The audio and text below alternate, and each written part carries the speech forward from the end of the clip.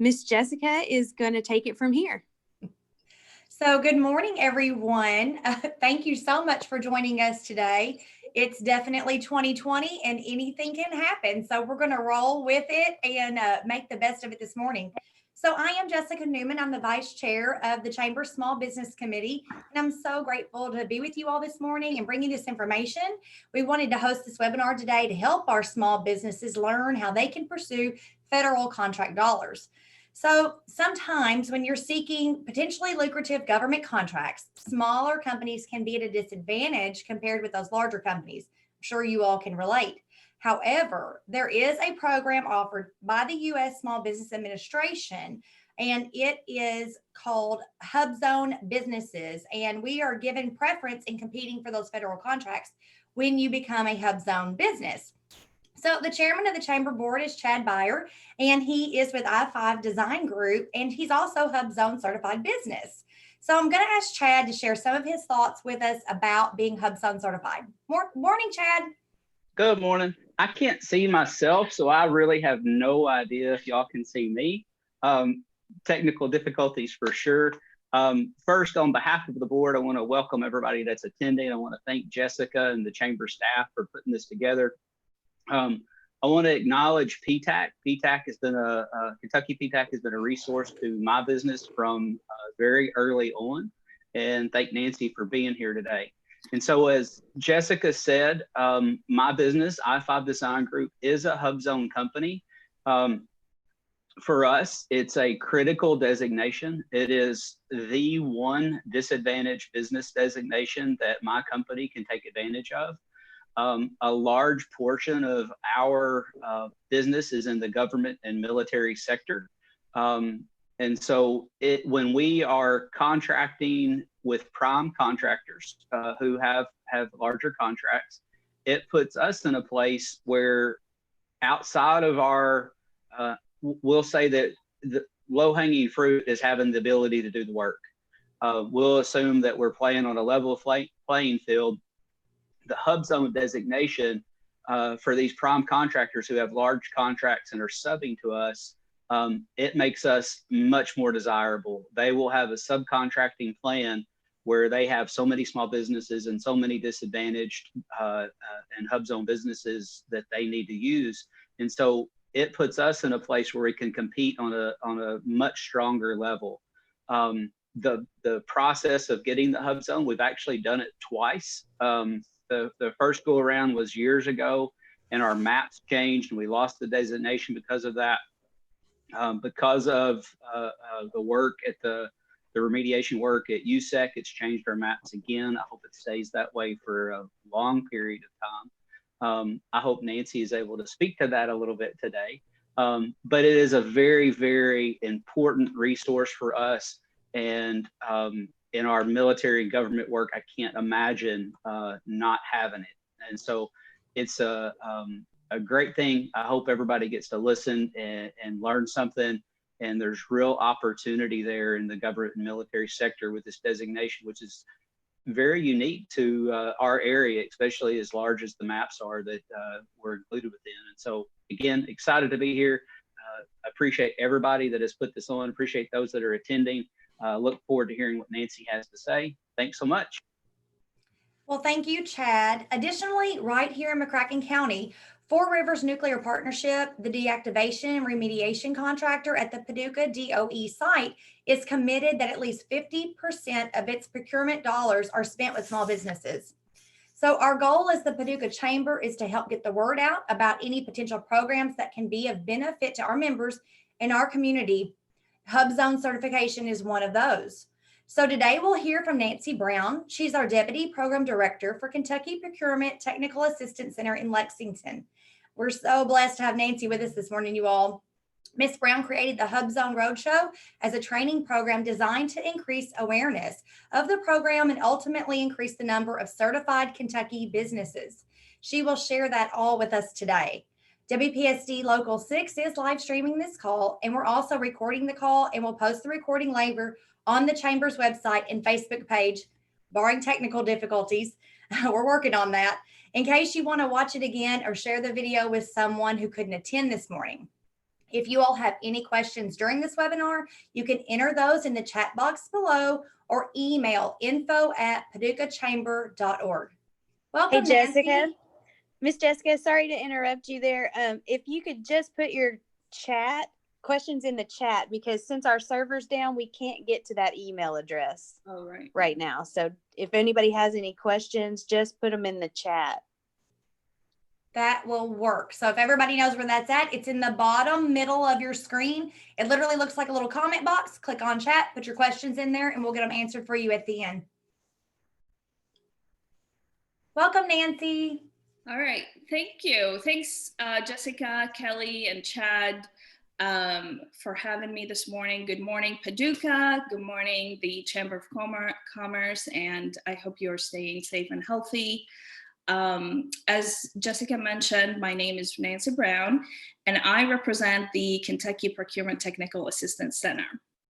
And our program offers a wide variety of services that are 100% free of charge to you.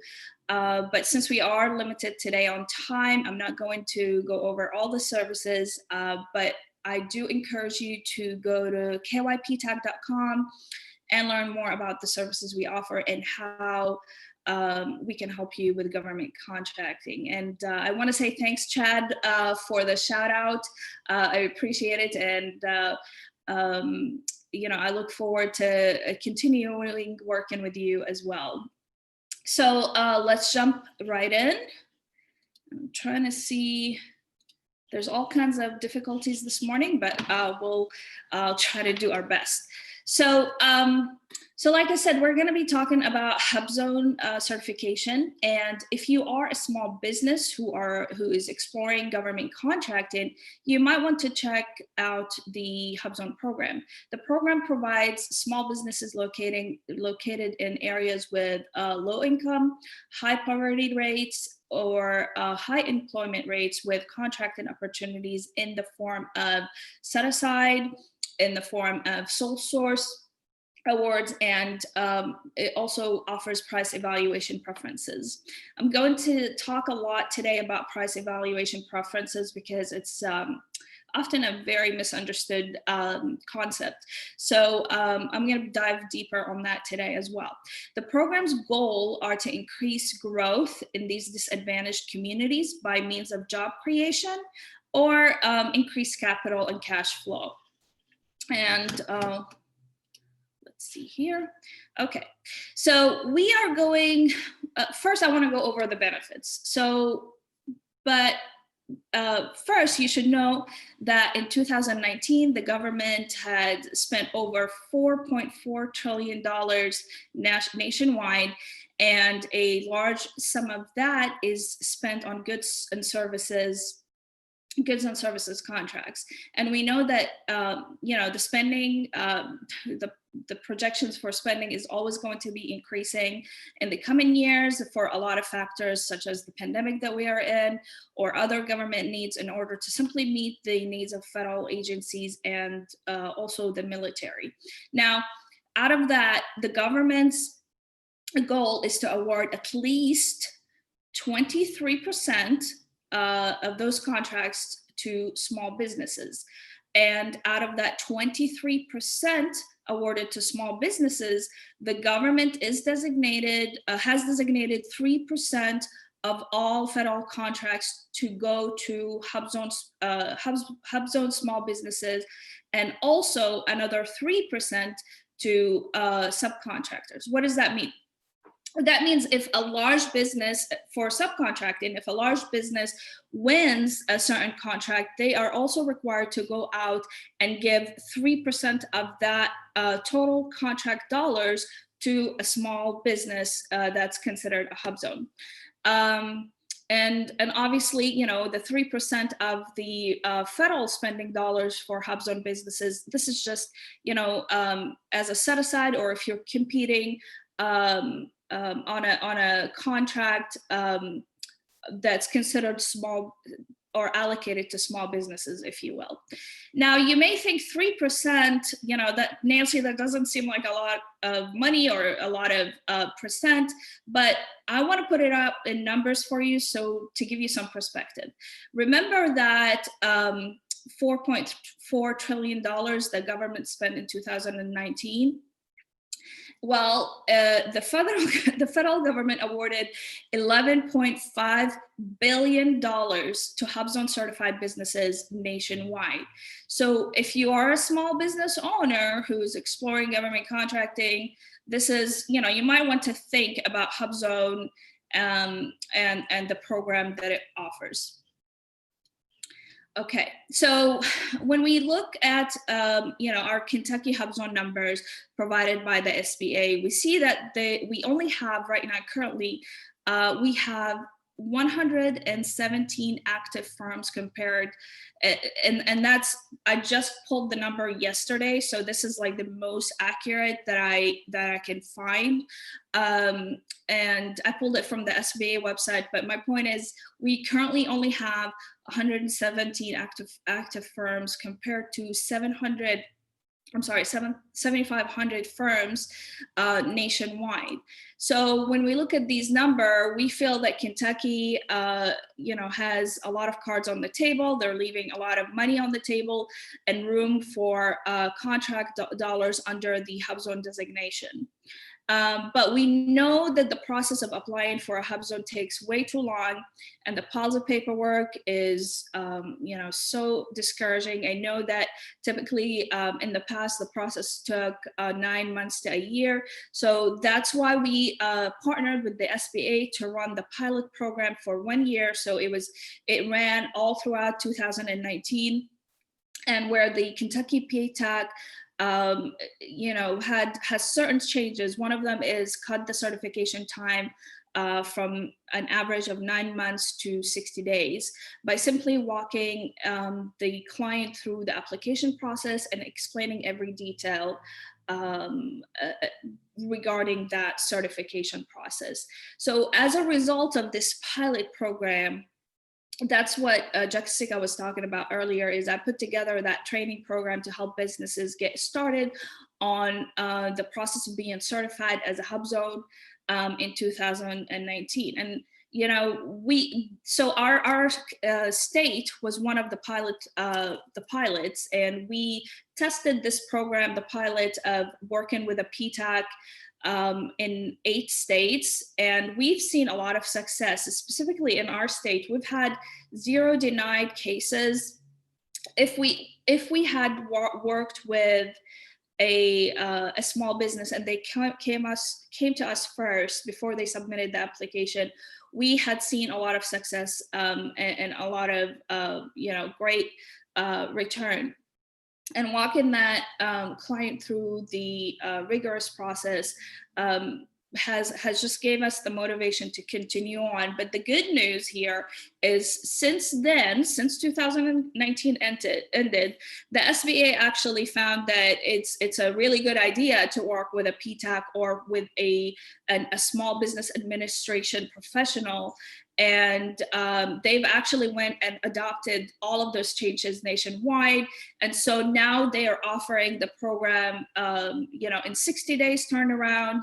And I'm going to be talking later about that in detail. But the idea here is that we have this great changes that's happening to HUBZone, and it should excite a lot of small businesses because it's going to make the process a lot easier for them. And you have someone to walk you through all of these details and rigorous process. So the third benefit here is the third benefit is the contract set aside.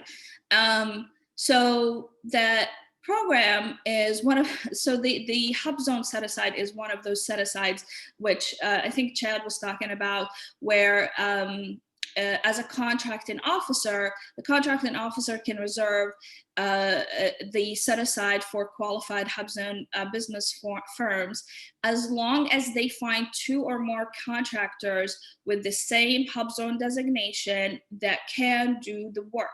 So in order for the contracting officer to set the contract as set the contract aside for a HUBZone, is they have to find 2 qualified businesses out there that can compete on that contract.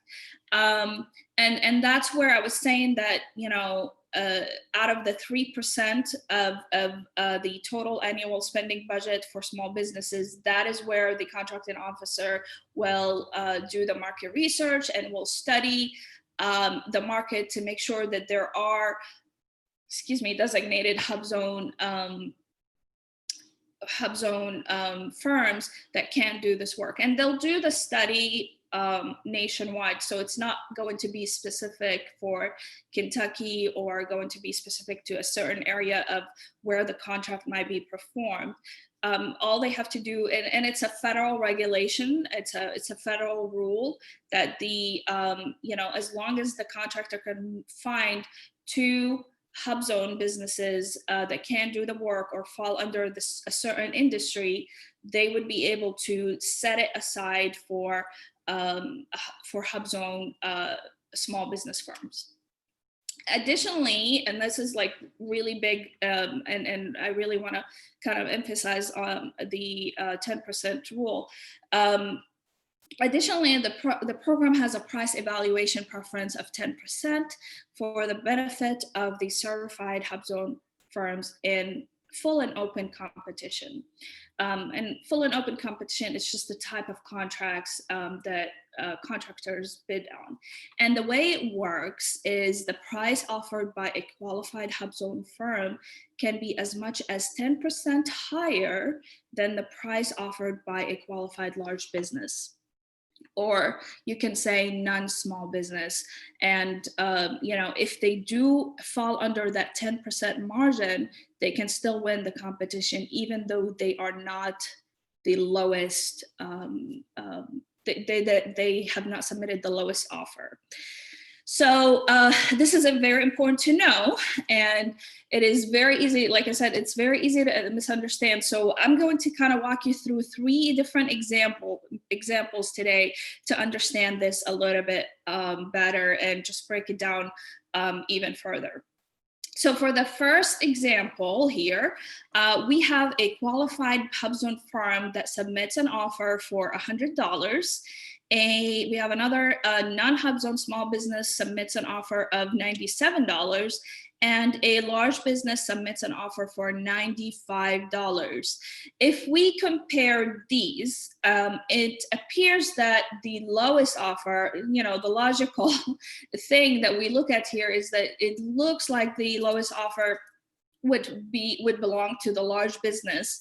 However, because this procurement involves a qualified HUBZone firm, the contracting officer has to apply that rule, the price evaluation preference rule. So in this case, the HUBZone offer of $100 is not more than 10% higher than the $95 of that large business. Therefore, the firm who submits the $100 offer wins.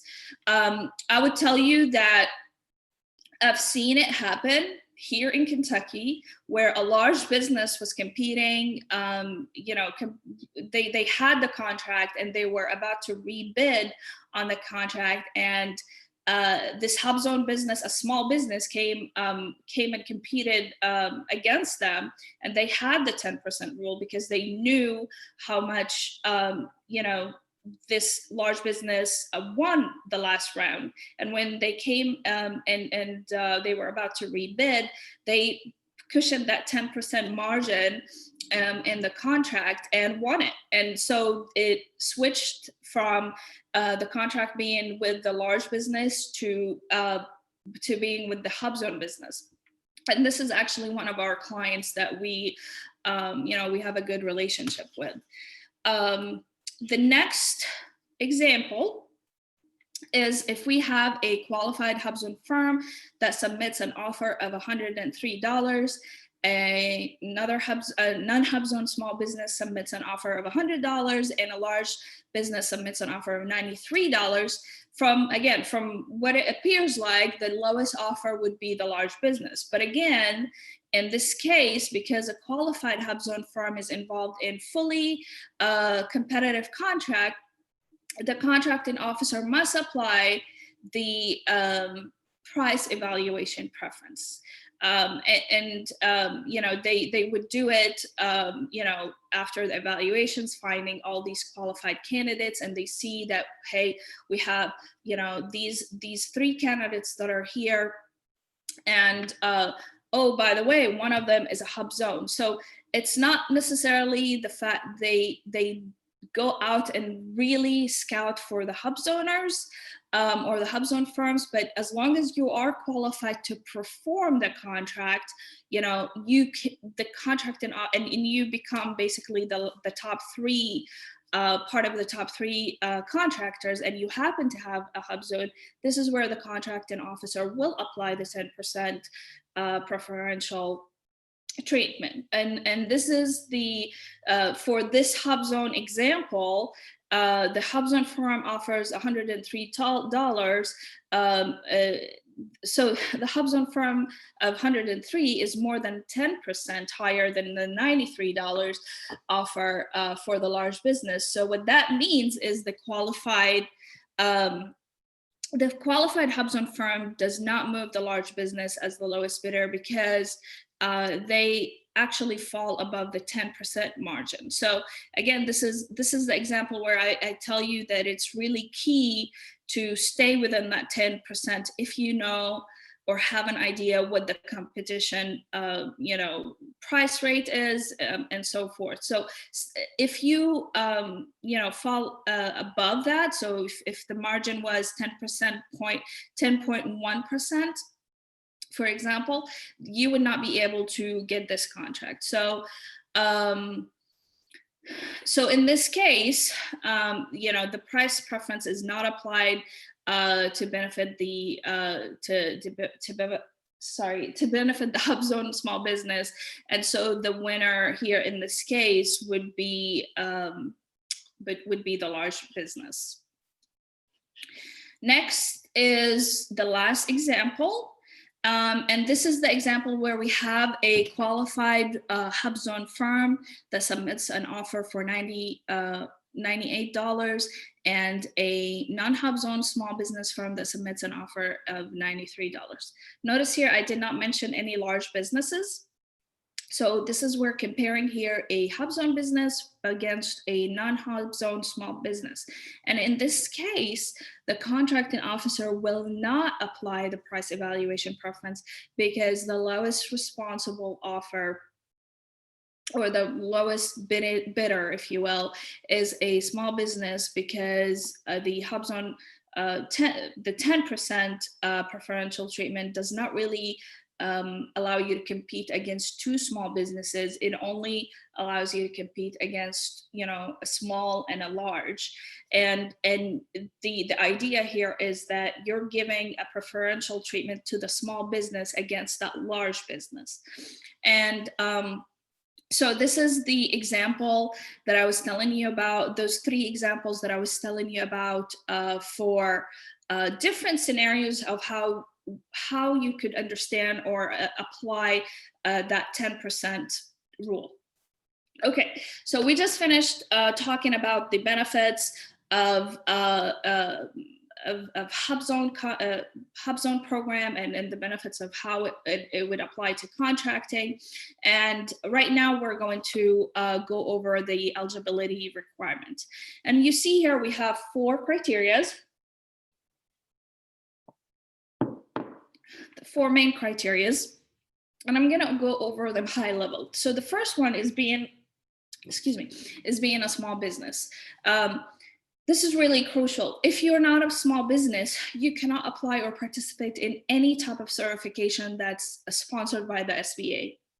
So So the first thing you want to do is to see if you are in fact a small business. And the way you would do that, you would go to the SBA.gov website. You would go and look up something called small business size standards based on the industry you fall under. And the PTAC team can help you navigate through that and help you see if you are a small business. And I would say 99% of the businesses that we work with do fall under the small business set aside, just because the threshold of those definitions, the size standard definitions, are in the millions and billions of dollars. So we know a lot of businesses do fall under those small businesses, but if you're not sure, you've had a great year and you're not sure if you are a small business, you could go to the small business, the SBA.gov website, and just look up business size standards, and that's where, that's where like I would go first to check. Because if you don't, again, these are the eligibility requirements. And so if you don't apply, your business does not apply as a small business, it's just, you don't qualify for this or any other certification in that matter. Next is going to be we're going to talk about the citizenship, or the criteria for the 51% ownership. So the business must be directly or unconditionally owned and controlled by 51% US citizens. It's also a community development corporation, an agriculture corporation, or an Indian tribe.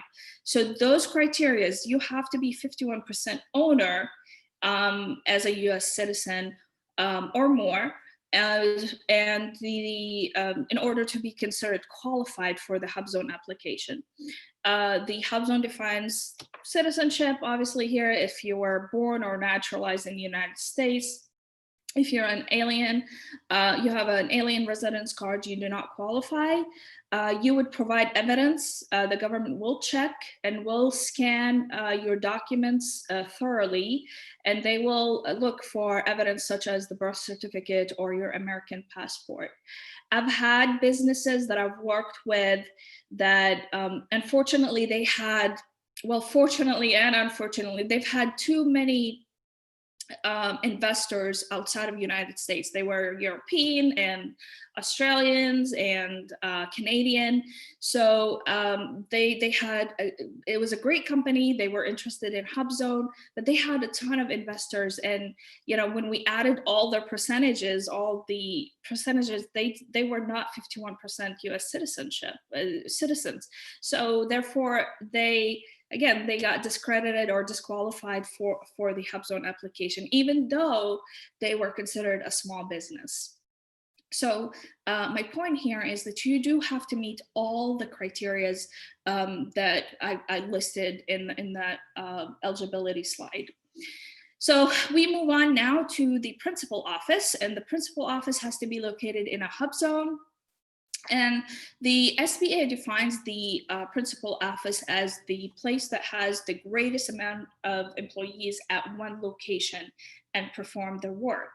Now, that does not mean that this is your corporate office. Sometimes if you have two locations and location A is the corporate office and location B has, it's a sub office or a second office, but most of your employees perform here at office B.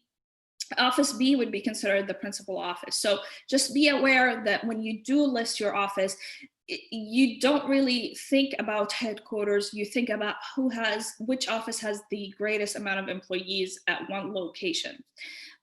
There's one exception to this rule.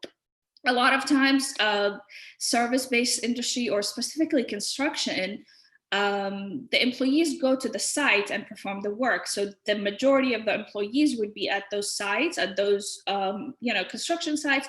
So the government has put that exception to this rule because it's a temporary work that's eventually going to end and going to be completed, and the employees are eventually going to return to that headquarter or to that principal office. So, again, if you have something like this as a business, check with the PTAC and they will kind of walk you through whether you qualify or not, and give you different scenarios on how to work and be able to apply or still qualify for this HUBZone. But do consider that, the principal office has to be in a HUBZone. So how do we find if we are in a HUBZone? I get this question asked a lot. So the first thing you want to do is you want to go to the maps.certified.sba.gov, and you want to type in, sorry about that. You want to type in here, and this is a screenshot because I wasn't sure we're going to be able to jump online to the SBA website, but I took a screenshot here to show you how it looks like. That's kind of the landing page. And all you have to do is, you see this enter address box here. All you have to do is enter your address. And that's, again, the business that has the most employees. And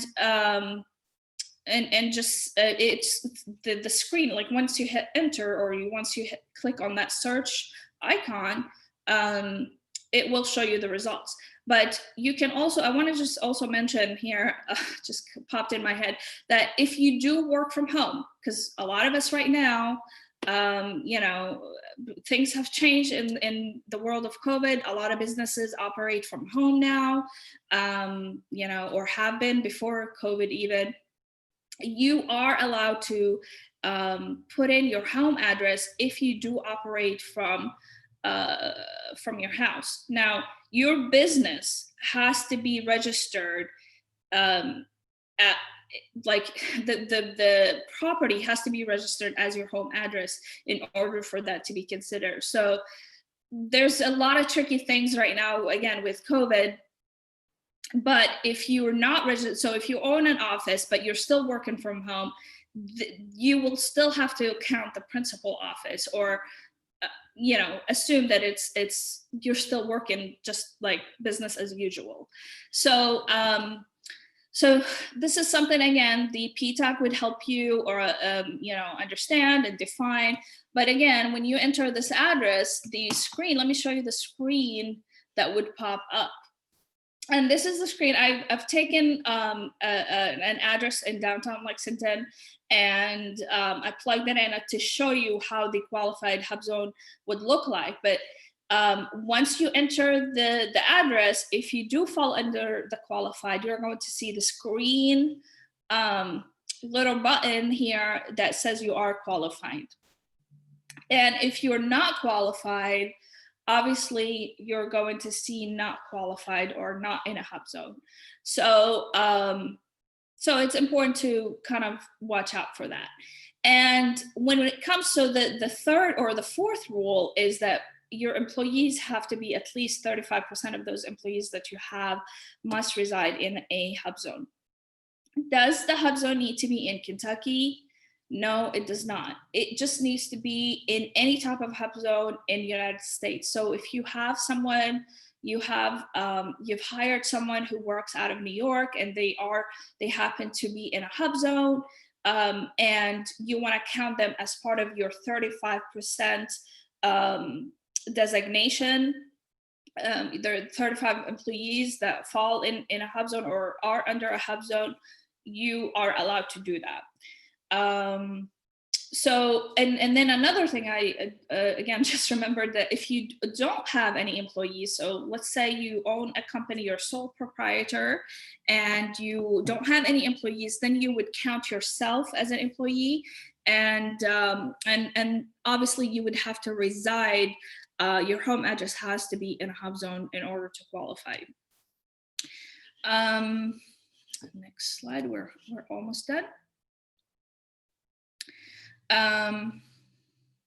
So there's been, like I said, there's been a lot of changes since 2019, and the pilot program has been implemented nationwide now. So I just want to kind of go over those changes and just give you a couple of updates about that. So the national, the changes for the national HUBZone program. One of the first changes is to provide faster certification decisions. And the idea here is, you know, the HUBZoners or the business owners are very much discouraged when they see that they have to wait 9 months or a year to get certified. And also that's one. Number two is the amount of paperwork, the piles and piles of paperwork that you have to go through and have to understand and have to collect. You know, it's a very complicated process. And the idea here is, if you are working with a counselor, a PTAC or an SBA employee, and those are the two main people that you get to work with, who can walk you through the certification process, your application will be processed within 60 days. And so it's no longer that long now. Things with COVID, again, I'm not sure, you know, the processing time. I honestly have not been working with a HUBZone in the past few months who are going through that process during COVID, but I would assume that there's maybe slight changes. I wouldn't think that there is more than, you know, it's going to be in the range of 60 days, if you will. So I don't think that, you know, we're going to default back to 9 months of working or getting approved and becoming a certified HUBZone business. And so again, the idea here is to first not get rejected. So the government, or specifically the HUBZone app reviewers, the people that review your application, they will decline you and for the smallest, you know, most trivial things possible. So this is where, you know, the PTAC kicks in and looks at every scenario, every area that you could fail it and try to fix it or address it. And it's just being proactive. The reason why it's not a good idea to get declined is because the government will allow you to reapply right away. You have to have a waiting period of 90 days. And I think it's 90 days sometimes, and I'm not 100% sure, but I'm pretty confident that it's more than 60 days where you have to wait and not apply at all in order to you know, get a second chance. So, excuse me. So the idea here is to get you processed the first time. And like I said, the PTAC, since we started this program the past couple of years, we've had 0 denials and 0 clients who, and if they worked with us, so as long as they worked with us and we walked them through those processes, they are not getting denied. Because again, we know what the red flags are. We can look at them and we could tell you, you know, don't waste your time in applying, you don't qualify, or we tell you to do qualify, you do qualify, but you have to collect those documents or this evidence in order to show that you are in good standing and you are qualified. You are in a HUBZone. You have 35% of your employees located in a HUBZone. And the next change here that has been implemented, the government is trying to make the process, again, more robust, more easy, more user-friendly. So they're implementing a new application portal. It says here late 2020, and this is I took this from the SBA website. So so the late 2020, there hasn't been, I haven't seen any updates so far about whether this is still they're going to meet this deadline, or if it's going to be in 2021. But, the idea here is they are putting some improvements in place, and they are working on making the situation a little bit better. And again, not go through 9 months of certification time. And so finally, I would say that, you could definitely do the application by yourself. You don't, if you feel confident that you are going to get approved the first time, you don't have to work with us. But when you do work with the PTAC or the Kentucky PTAC, you will get a counselor. It would be someone like me or someone else. We have 7 employees, so someone who is trained on the HUBZone certification process will be working with you and walking you through this process. We'll send you a checklist of all the things that you need to collect as evidence in order to upload to the portal and apply. And that would be the checklist or the list of evidence that you have to submit is based on your entity. So whether you have an LLC or a corporation or a sole proprietorship, it all will be based on your business, and it's going to be very much tailored to you as a business, and based on where you're located, based on the number of employees that you have, etc. Obviously, the idea here, the consultant will review all the documentations, will give you all the red flags, and it will give you kind of all the things that you need to submit the application. But I mean, we're not the decision makers. Like I said, we've had zero declines or zero failures when it comes to helping a client process the application. But eventually, the person who actually approves your application is someone in Washington, D.C., looking at your application and reviewing it and make sure all your documents are in line, whether it's your taxes, whether it's your employees, the how you're paying your employees, etc. And again, something just popped again in my head about the employees. The government defines an employee who is full-time as someone who has worked with you for 40 hours per month.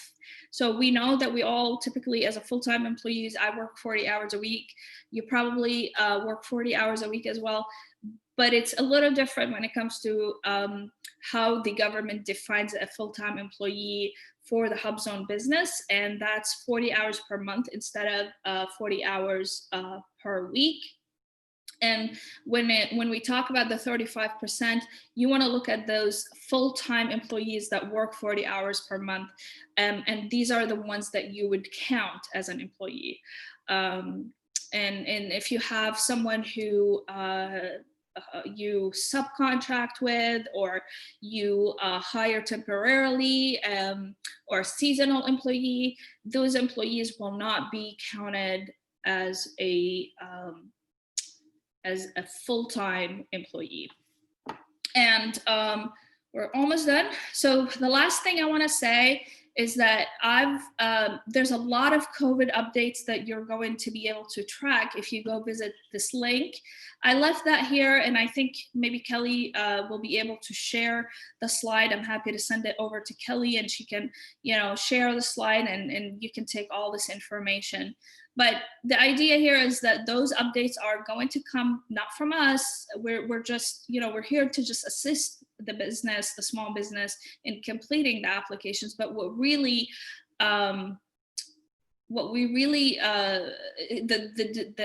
people that make those updates are coming from the SBA or coming from the Small Business Administration and the HUBZone committees that are in place, managing those programs. And I think this is it. This is all the things I could remember. And I know Jessica I haven't seen the chat box, honestly. So Jessica, can you let me know if there's any questions I can answer? Oh, absolutely. We have two that have come in the chat box, and then I've got a few others that we had prior to the beginning of the webinar. So Okay. the first one that came through on the chat box this morning, Nancy, is how do you determine the competitor's price prior to submitting your bid so that you know you stay inside that 10% window? Yeah, and that's a really good question. I love it. You don't really know unless it's a recompete. And the idea here, who's going to assess or evaluate the contract is the contracting officer. The contracting officer will apply that 10% rate and see if you fall under that 10% rate. And if you fall over, obviously you're going to get denied, not denied necessarily, but you're not going to get the contract because you're not within that 10% margin. And there is the competition. I mean, there's a lot of ways we can help you find pricing. This is part of the things that we do. Market research is one of them, and based on historical data and historical information. Now, that doesn't mean that the next contract that is going to be submitted by your competitor is going to be the same price or even better or even lower. It's just you really, when you submit a contract, you really have to think about your overhead and not lose any money doing this contract, but also think about, can I go over 10%? Is that logical? You would have to look at inflation. You would have to think about the cost of raw material that you have in order to complete the project. So you have to look at this from a wholesome, 360 view of how is this going to benefit my business, and am I confident enough to get another 10% in my pocket without having affected me of losing the contract. So she also had a follow-up question of, does maybe Kentucky PTAC review that submission prior to submitting it to the contractor? Yes, that's one of the things we offer is contract reviews. We also explain proposals. So like if you have any questions about proposal and something doesn't make sense in the proposal, you could engage us, and we would be able to help you. And we help anyone who is within the territory of the state of Kentucky. Anyone who's outside Kentucky, we can't help because there's a PTAC in every state. We just happen to be the Kentucky PTAC. And but there is a couple of exceptions or a couple of rules that we can't do, things that we signed in when we signed the agreement. There's two things we can do. We can't do. One is give you any specific legal advice on your business, and two, tell you whether your price is good or not. We can give you data. We can give you, like I said, the market research, how your last, the last contract, how much it was. We can tell you, based on the purchase orders that the government publishes as part of the Freedom of Information Act, all of that is made public. So we can find this information, but, at the end of the day, it's really up to you to, know how much your business, what your overhead is, and how much you want to make off of this. And, you would actually go into the bid knowing that there's a chance you might lose. So it's just like any other competition. So. Also, we have a couple of questions about our HUBZone. We have a couple of HUBZone certified businesses on the call today, and they're telling me that it expires December the 31st of 2021. So do you think we'll be renewed as a HUBZone after that date?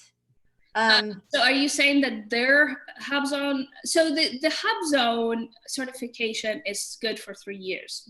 So from the day, let's say you get registered today and you get approved today, you have an extension, you have 3 years of being certified as a HUBZone, given the fact that you have to maintain your HUBZone status. So when I say HUBZone status is 35% of your employees have to continue to be in a HUBZone, if you default on that specific criteria, you do have to report it, and there's a chance that you might get disqualified. There's a lot of exceptions. Again, there's always an exception when it comes to federal regulations. One of them being if you are currently performing the contract, you're already won the contract, you lost some employees or some employees left, if you're going through the contract, you still have to report it, but you can still continue with the contract. But again, there's a lot of federal regulations, and it's based on different scenarios. And you would have to let us know exactly what the situation is. Now, you mentioned the 2020. I think what she's talking about, or he's talking about, is the census tract for the HUBZone. So let me kind of jump back to that slide here. So you see here, it says qualification valid today, January 07, 2019. I took this picture or this image last year, but it would typically say something like the census tract is going to be re-evaluated. So those HUBZone locations are going to be re-evaluated. Doesn't mean that your specific location is going to get disqualified, or it's going to change. It doesn't mean that. It just means that the government is going to review those locations, and they're going to study low income, how much, has this area still been affected with low income and low poverty, high poverty rates, or is it getting better? And it has to be I can't tell you what the magical number is, but that's up to the government and to decide. But they're right, there is going to be a review on those locations, and there's going to be some changes. Nobody knows those changes, what they are, who's going to be added to HUBZone, who's going to be taken out to HUBZone. So, and honestly, I love the government, but I don't know if they're going to meet that deadline, to be honest. So I don't know if it's going to stay under that target date, or there's going to be an extension, just because of all what's been happening right now. And I'm pretty sure, well, I shouldn't say that, but there's a high chance of us, of the government not reviewing the census tracts and those locations in time, if you will. That makes sense. One of the questions we have from one of our webinar participants is, how do we find contracts to bid on, Nancy? And I think that's probably a question you all get a lot. We do. Well, that's why you have to call the PTAC. No, it's a really smart question, actually. When you look for federal for contracts, you have to think about where the source of the contract's coming from. So for this specific scenario, for HUBZone applications, you only can bid on federal contracts. Now, we have state contracts, we have local contracts. Like the city of Paducah might have some contracts. We have state contracts, that comes from Frankfurt. But we also have those federal contracts that come from nationwide. It's a nationwide, it's a federal funding, if you will. And those contracts, you will find them at beta.sam.gov. And or you could contact us, and we will put you on something called bid match. And the bid match will really, what it does is basically saves a lot of time for you. We build a business profile for you, and we tailor it to fit the business needs that you have, the type of contracts that you want to see. And what it does is every day it sends you the applicable contracts to you in your email box. So you don't have to go out there and search every day. It's already tailored. You're going to get it every morning by 10 a.m. And it would be applicable to what you do. I think Chad have used our bid match before in the past. I would say that the old bid match that we had was not as robust as this one, but this program, this bid match program that we have is really a lot better than what we've had in the past. And I've had a lot of good reviews from clients who really appreciate the amount of time they save when they participate in that bid match. And again, all of those services are free of charge. We are actually funded by the federal government, so they pay our salaries, and so we don't have to bill you or pass this cost down to you based on our rates, if you will. So that was one other question we had. Is there a cost to the HUBZone applicant to work with the Kentucky PTAC? Yeah, no, there's absolutely zero cost. The only requirement we have is that you have to be in Kentucky. So you have to have a Kentucky address or doing business in Kentucky in order to work with us. The other requirement is that you have to be a running business. So what that means is if you are a pre-seed business who's looking for investors and you still haven't started your business, haven't launched a product or service, we will not be able to work with you just because you have nothing to sell to the government. So our lanes, and in this case, I would refer you to the SBDC or the SBA to work with them and get your business started. But if you don't have a business, and I think most of the attendees do have a business, but if you don't have, our lanes that we work in are specifically defined for contracting. So anything that's related to contracting that with the government on a federal, state, or local level, you would be able to participate with us and become a client. But again, it's free of charge, and it's really good news because we could all use some savings these days. Absolutely. Can these HUBZone certified businesses bid on contracts outside of Kentucky? Absolutely, yes. And again, it's a federal program, so it could come from any source. The only question you would have to ask yourself, I would say, is, can I go outside of Kentucky? Am I able to? Some businesses can work virtually, can work online over Zoom, all of that, but some businesses can't. Like I can think of, I'm trying to think of a cleaning service, for example. Are you going to be able to fly to, Texas every week and clean the facility if that's the case? So you really have to ask yourself this question. But yeah, if you are certified in Kentucky as a HUBZone, you can perform the work anywhere in the United States. And inside McCracken County, City of Paducah, because we know that's all part of the qualified HUBZone. Yeah. How many of these 117 Kentucky businesses are right here in Paducah, McCracken County? So I looked that up yesterday, and